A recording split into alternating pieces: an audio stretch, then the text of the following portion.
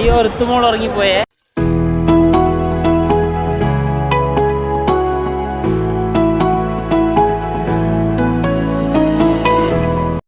Friends, welcome back to Ritu with family YouTube channel. അപ്പം ഇന്ന് നമ്മൾ പോകുന്നത് വലിയ ടൂറൊന്നും അല്ലെങ്കിലും ഒരു ഗുരുവായൂർ യാത്രയാണ്. ഗുരുവായൂർ യാത്ര പോകുന്നത് എന്താ വെച്ചാൽ നമുക്കൊരു കല്യാണം ഉണ്ട്. അപ്പം ടിറ്റുവച്ചിൻ്റെ മോളുടെ കല്യാണമായിരുന്നു. അപ്പം അതിന് വേണ്ടി പോയിക്കൊണ്ടിരിക്കുകയാണ്. അപ്പം നമ്മൾ തലേന്നേ അവിടെ ഗുരുവായൂരിലേക്ക് എത്തി. അവിടെ റൂം എടുത്ത് താമസിക്കുകയായിരുന്നു. ശനിയാഴ്ചയാണ് ഞങ്ങൾ പോയത്. അന്ന് ചിങ്ങം ഒന്നായതുകൊണ്ട് അത്യാവശ്യം നല്ല തിരക്ക് തന്നെയായിരിക്കും. പിറ്റേ ദിവസം നിറപുത്തരി ആയതുകൊണ്ട് അതിനേക്കാളും തിരക്ക് പ്രതീക്ഷിക്കാം. അങ്ങനെ നമ്മൾ വൈകുന്നേരത്തേക്കുള്ള ചായ എല്ലാം ഇവിടുന്ന് ഉണ്ടാക്കി കൊണ്ടുപോയതായിരുന്നു. കോഫി ആയിരുന്നു ഉണ്ടാക്കിയത്. അതിൻ്റെ കൂടെ കുമ്പളപ്പവും.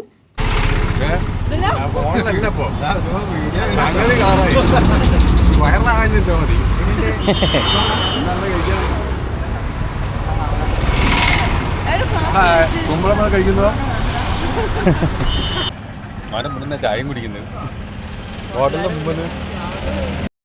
അങ്ങനെ നമ്മൾ വൈകിട്ട് അവിടെ നമ്മളെ റൂം എടുത്ത വൃന്ദാവനിലാണ് നമ്മൾ പോയി റൂം എടുത്തിട്ടുണ്ടായിരുന്നത്. ഇനി റൂമിലെത്തി ഒന്ന് ഫ്രഷ് ആയതിനു ശേഷം നേരെ നമ്മൾ തൊഴാൻ വേണ്ടിയിട്ട് അമ്പലത്തിലേക്ക് പോവുകയാണ്. മുന്നിൽ കണ്ടോ അങ്ങനെ കണ്ടോ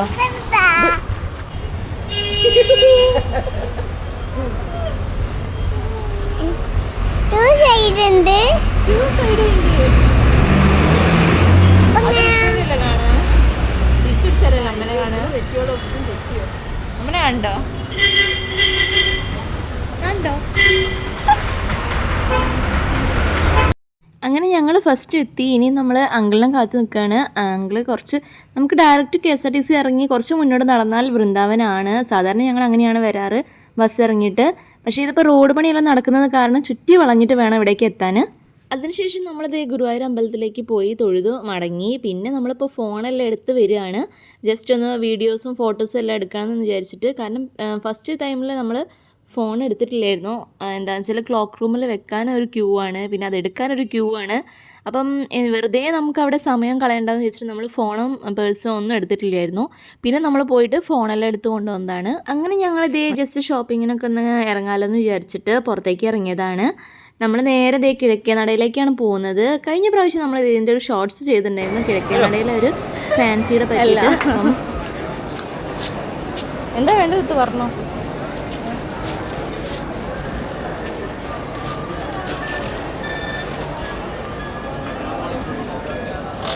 എന്താ വേണ്ടത്?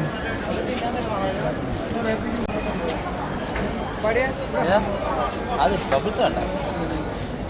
ശരി, ഏതാ നോക്ക്.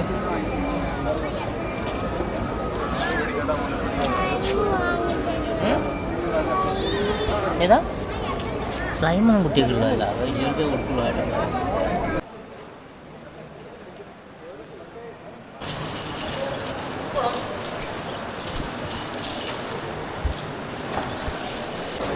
എന്താ വേണ്ടേ? വേണ്ട എന്താ ചെടുക്ക് വേഗം.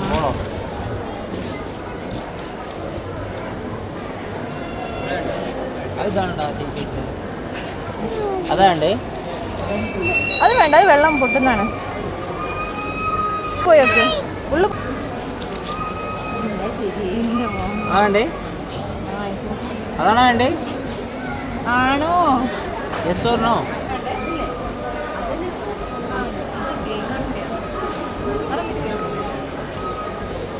മല വിശു പിടിക്കുന്നതല്ലേ ക്യാച്ചിങ് ഗെയിം നല്ലത്.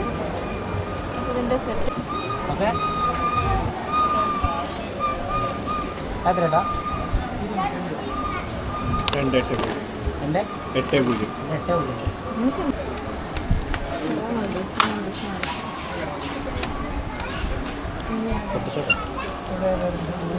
ഇത് മീനിനെ ചൂണ്ടിടാനുള്ള കേട്ടോ. ഇത് അങ്ങനെ ചൂണ്ടിടണേ. ഓക്കെ.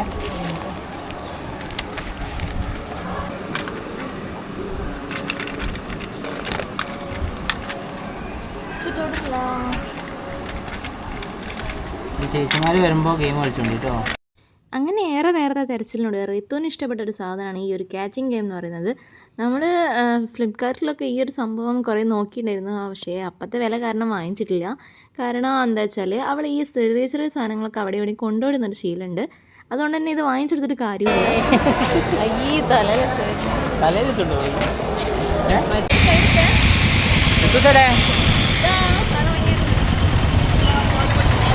അങ്ങനെ നമ്മൾ നേരെ പോകുന്നത് ഒരു ഫാൻസിയിലേക്കാണ്. കഴിഞ്ഞ പ്രാവശ്യം നമ്മൾ വന്നിട്ട് ഒരു വീഡിയോ ഇട്ടിട്ടുണ്ടായിരുന്നു, ഒരു റീൽസ് ആയിട്ട് മാത്രമേ ഇത് ചെയ്തിട്ടുണ്ടായിരുന്നുള്ളൂ.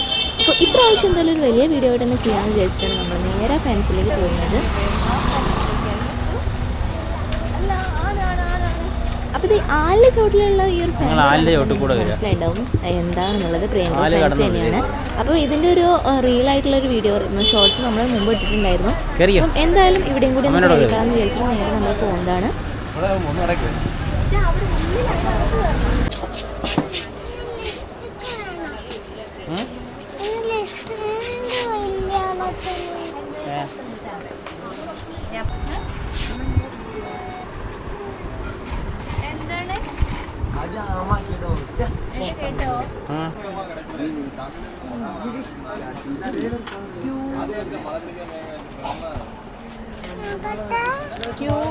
നോക്കട്ടെ.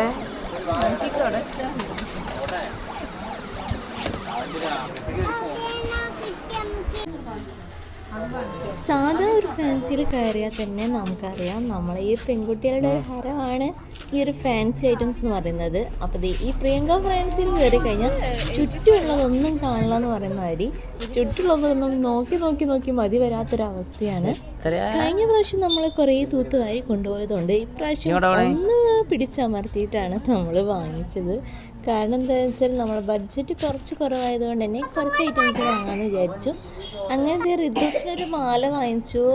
എനിക്ക് ഒരുപാട് ഐറ്റംസിന് കുറവ് തോന്നി, പക്ഷെ ചിലവർ നെഗറ്റീവായിട്ട് പറയുന്നവരും ഉണ്ട്. പക്ഷേ എന്താ വെച്ചാൽ എൻ്റെ ഒരു അഭിപ്രായത്തിൽ ചില ഐറ്റംസിന് നമുക്ക് അഫോർഡബിൾ ആയിട്ടുള്ള റേറ്റിന് തന്നെയാണ് അവർ തരുന്നത്.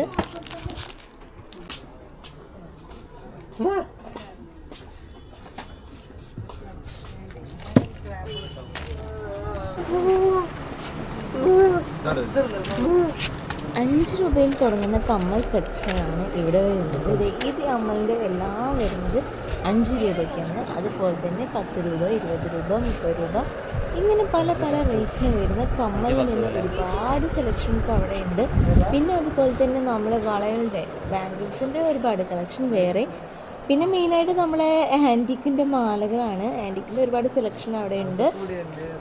അതുപോലെ തന്നെ കീ ചെയിൻ്റെ പറയുകയാണെങ്കിൽ കീ ചെയിൻ ₹10 മുതലാണ് അവിടെ സ്റ്റാർട്ടിങ് റേറ്റ് വരുന്നത്. ₹10 മുതൽ തുടങ്ങി ഓരോന്നിനും ഓരോ വിലയാണ് നമുക്ക് അവിടെ കിട്ടുന്നത്.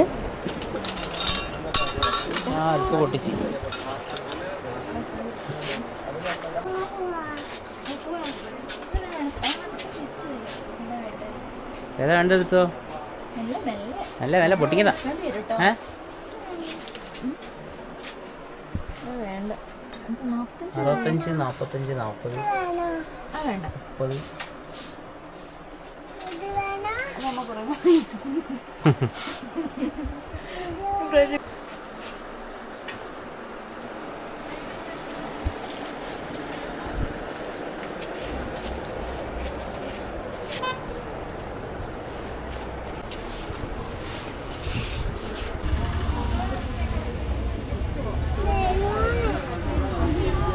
ഉണ്ട്.